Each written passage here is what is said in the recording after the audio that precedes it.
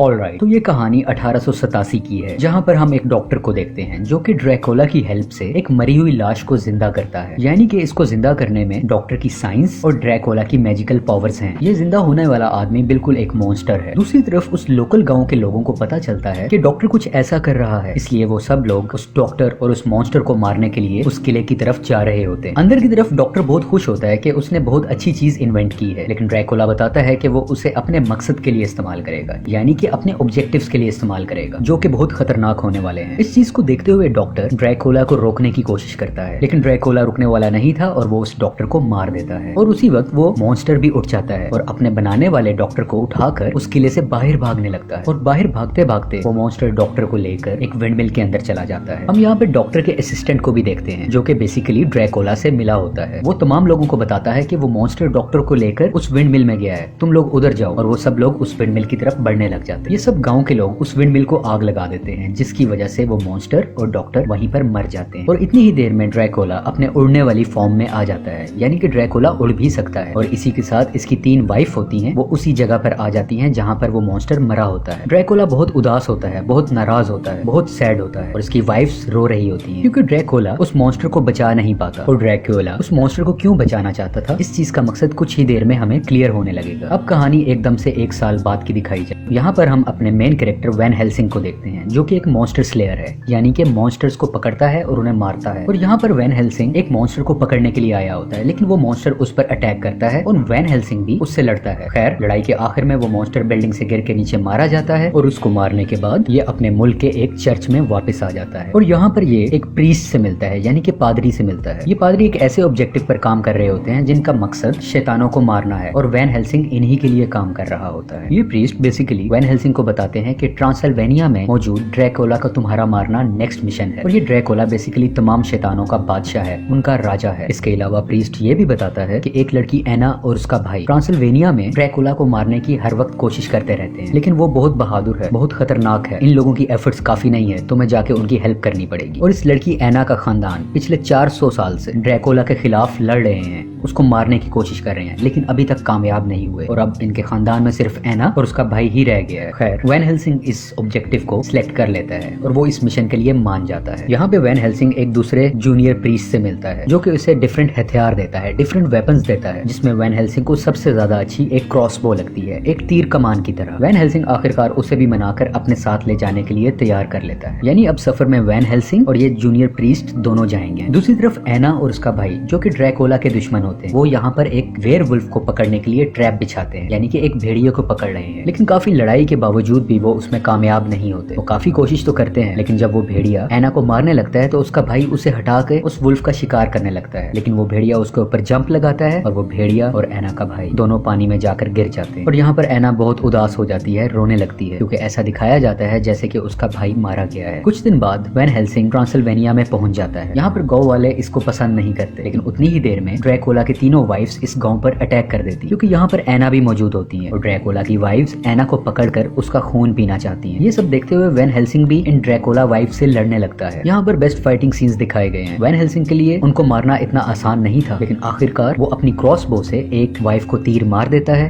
जिसकी वजह से एक वाइफ वहीं पर मर जाती है, जिसको देखकर बाकी 2 वाइफ्स डर जाती हैं और वो वहां से भाग जाती है। जब एना देखती है कि ड्रैकुला की वाइफ्स ने उसके गांव वालों पर अटैक किया, तो उसका इरादा और भी पक्का हो जाता है और वो ड्रैकुला को अकेले ही मारने जा रही होती है। वैन हेल्सिंग स्मार्ट था, उसे पता था कि ये अगर गई तो उसकी जान को खतरा होगा, और वो उसको वहीं पर बेहोश कर देता है ताकि उसको प्रोटेक्ट किया जा सके।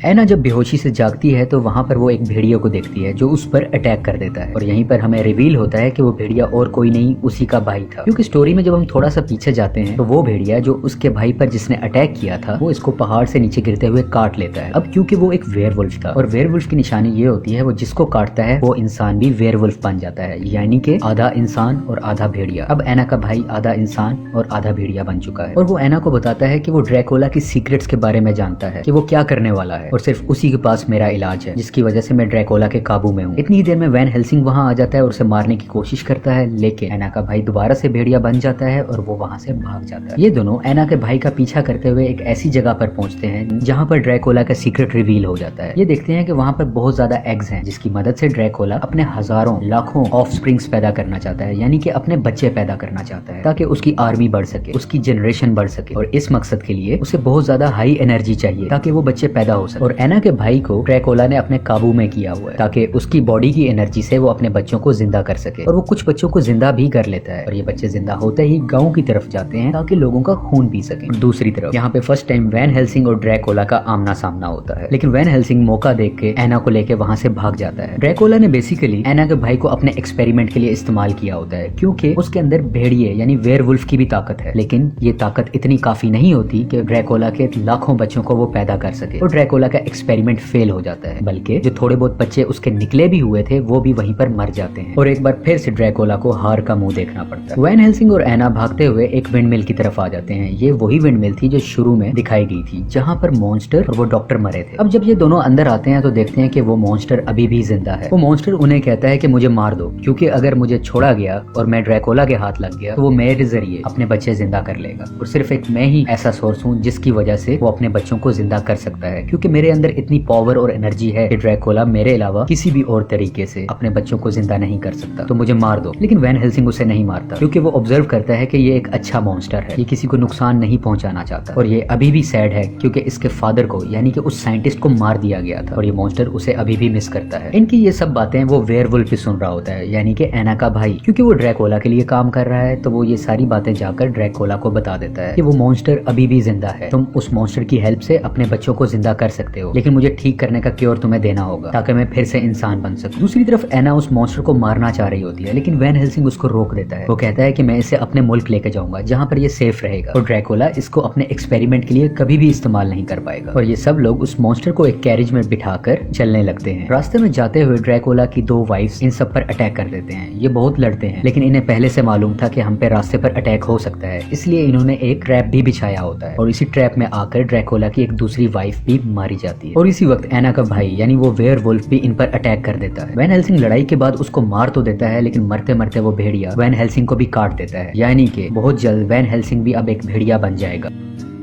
और देखते ही देखते ड्रैकुला की तीसरी वाइफ एना को उठाकर उड़ जाती है, यानी कि एना को पकड़ लेती है और वो कहती है कि अगर तुम्हें एना चाहिए तो इस मॉन्स्टर को तुम्हें हमारे हवाले करना होगा। वैन हेल्सिंग इसके लिए तैयार हो जाता है और वो कहता है कि ठीक है, हम सौदा ऐसी जगह पर करेंगे जहाँ पर बहुत ज्यादा लोग होंगे।